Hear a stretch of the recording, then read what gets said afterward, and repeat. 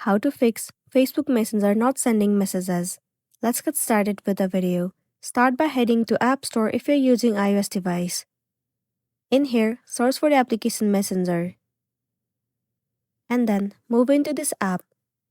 Right here, if you see the option of resume or update, then your application is not up to date. And it might be the reason that you're having this issue. If that's the case, tap on resume or update and update your app.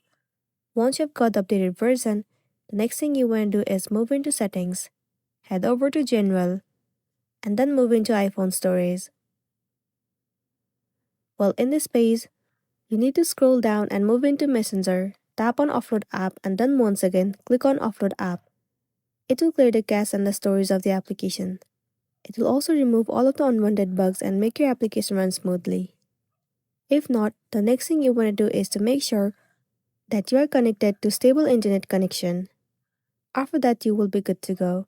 So that's a wrap for this video. If this video helped you, give it a like and check out our next tutorial. Thank you.